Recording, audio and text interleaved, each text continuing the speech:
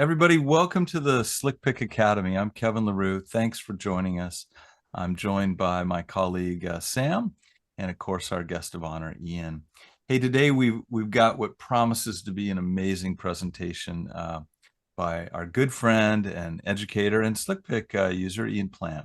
He's going to be sharing images and stories and tips from, as you may have just heard, his recent workshop to the wild swamps of the southern U.S.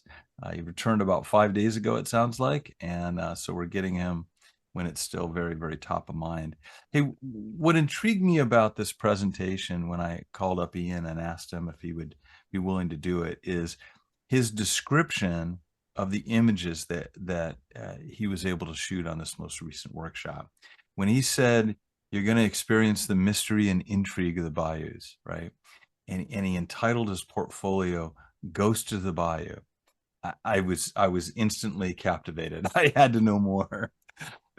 So before we get started, though, I want to tell you just a few things about Ian, because I don't know how much he's gonna, shine his own shoes here and tell you about himself. He tends to be a fairly humble guy, in my experience, but he's been a full-time pro photographer for over 20 years and travels the world looking for amazing places and subjects to capture. I mean, if you've looked at his website at ianplant.com, you've seen just a panoply of amazing jaw-dropping photos, and I hope he continues to do that for years to come. Ian's work has appeared in photo magazines. You remember magazines, right? Those things we used to buy at the grocery store. Outdoor Photographer, Pop Photo, Landscape Photography. These are great books, and he's also a frequent speaker at leading photo conferences, and both online and in person. One thing I'm especially happy to tell you about is he's the founder of an organization called the Photo Masters, and this is his love of helping thousands of photography enthusiasts around the world. Just the mission is simple: become the best photographers they can be. And he does this through articles, ebooks, instructional videos, and maybe even presentations like this. So again, you can check out his extensive portfolio at www.ianplant.com. And without further preamble, Ghosts of the Bayou, presentation by Ian Plant. Take it away, my friend. Well, thank you so much, Kevin, for that great introduction. And thank you, Sam, as well, for hosting me today. And thank you all for joining me. I'm going to be talking about the cypress bayou of the Southeast United States. In particular, the one I go to is in East Texas. And I call the portfolio Ghosts of the Bayou because when I'm in the bayou, it really does feel haunted. It feels like the kind of place where if you go out and conditions are just right, you're gonna see something supernatural. I mean, I've never actually done that. I have encountered Bigfoot several times, but I've never seen any ghosts for real. And I'm joking about the Bigfoot. I don't believe in Bigfoot myself, but I'm a big fan of people who do believe in Bigfoot. And the locals have actually adopted Bigfoot as their spirit animal. So as you're going through the swamp, on occasion, you'll see like a Bigfoot statue or a Bigfoot cutout that someone's left in the middle of the swamp, which is pretty cool. So I tell my clients that I can guarantee Bigfoot sightings, but it's not real life Bigfoots. But in any event, without further ado, let me go ahead and share my screen, and we're going to start the presentation. And so let me just take care of a few things and click out a few things, sorry, and we'll get started. Okay, Kevin, just want to make sure you can see everything full screen. Oh yeah, looking great, man. Perfect. All right, so I'm going to be talking about the Bayou. Kevin's already given me an introduction. If you want to learn more about me or learn more from me, you can check out my personal website, ianplant.com, or my PhotoMasters site. And on PhotoMasters, you can also register for my free webinar, which is a great way to hear me talk some more about the art of photography. And just sort of taking the high view above the ground first, before we dive into the specifics of the bayou. I think that when you're making landscape photographs in particular, there's a few things that are key to making sure that you're going to make successful images that resonate with people. And so the first thing is that you want to showcase any unique aspects of the landscape that you're photographing. So I'm always thinking about what makes the particular landscape that I'm exploring, what makes that different from other landscapes? What are the features that stand out? And I try to showcase those unique features in my photos. And then I'm also thinking about the best type of light for that particular landscape. So a lot of landscapes might work with common types of light. Some landscapes that you're photographing might require a specific type of light to really bring them to life. And so you just kind of figure out what that best light is for that landscape. And then I'm also looking to tell a story using weather. And so weather interacts with the landscape. And for the landscape that you're photographing, you want to figure out the specific types of weather that interact best with that landscape. So you do all of these things, and that will allow you to create what I like to call a sense of place. You're just trying to immerse the viewer of your photographs in the experience that you had when you were there exploring that landscape. And so you use these unique features, you use the best light for the landscape and the weather that really brings that landscape to life to create that vicarious experience, that sense of place for the viewer that invites them into the scene, and it allows you to establish a stronger connection with the viewer. And so the Big Cypress Bayou is where I just came back from. And the Big Cypress Bayou, which is also known as Caddo Lake, is located around a small town in East Texas called Uncertain. Uncertain is really its name. It used to be when I would send out information for my Cypress Bayou photo tours, I would tell people we were going to be based out of Uncertain, Texas, and they thought it was a placeholder. People thought that I just put Uncertain because I wasn't sure where we were going to be meeting for the workshop. So I have to explain to people each and every time, this is actually the name of the town. And as you can see, it is right on the border with Louisiana, and it's very close to Arkansas as well. So you are in the eastern, almost east northern part of Texas. And just zooming in a little bit closer, you can see Caddo Lake, which crosses over into the border with Louisiana. And Uncertain is located up in the area that's known as the Big Cypress Bayou. So I'm going to zoom in one more time and just give you a closer look of the bayou. So the bayou itself is my favorite part of this area. So the Big Cypress Bayou is actually a river that flows into Caddo Lake. So Caddo Lake has got a dam on it. And so in effect, it is just damming of that river that creates the lake. And it's all part of this bald cypress ecosystem. It's actually, I think, like the biggest bald cypress forest in the world. And just zooming in a little bit more, you can see all the twisted waterways of the upper part of the bayou. And that's the area I really like. And so this is actually a drone image looking down at the Big Cypress Bayou from above.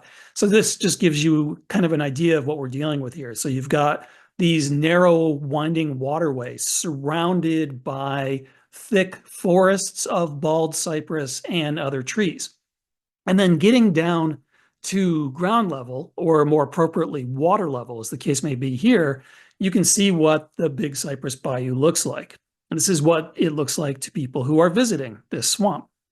And there is a lot going on here. There's a lot of interesting features. You've got the bald cypress trees, which are beautiful trees. They just have these amazing shapes, and they're covered in Spanish moss.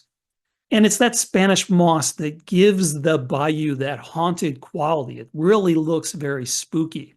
As a matter of fact, whenever my wife decorates our house and our front lawn for Halloween, she's putting up all of these fake cobwebs and spider webs. So it kind of looks like the house is covered in Spanish moss. So I really think that that adds to the spooky character.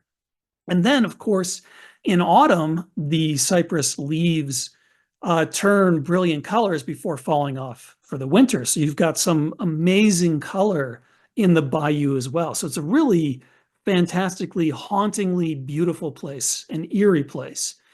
And so bald cypress, they tend to gather either in the water or on the very swampy, moist land around the water. And they've got these extensive root systems, and these are called cypress knees. And these knees help stabilize the trees in this very moist ground or in the water that they're growing out of. And the knees also add a very unique quality to the way these bald cypress trees look. And they can be fascinating photo subjects in and of themselves. So this is a photo I took of a really complex weave of cypress knees that I found deep in the bayou while exploring it. And kind of looks to me like a kraken coming out of the water. So I really like the way that these knees tell a story. And so they really add to the unique character of the bayou.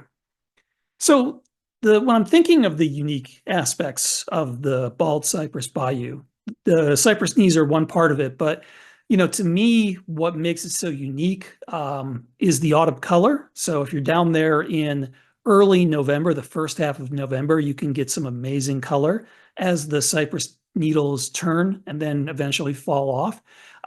Cypress is a hardwood. It is known as a deciduous conifer, which is confusing to me. I'm not a tree expert or a plant expert, even though my last name is Plant. So I'm not exactly sure what that means, but basically the upshot is that they have these needles or leaves, whatever you want to call them, that do turn color in autumn and then fall off in the winter. Hence, that's why they're called bald cypress. And so the autumn color is one of the unique aspects that I want to capture in my photos. The Spanish moss is another unique aspect that helps tell the story. And then there are the reflections. Because there's so much water, you have the opportunity to incorporate reflections creatively into your photos. So typically I'm trying to incorporate all or most of these features into my photos when I'm photographing the bayou.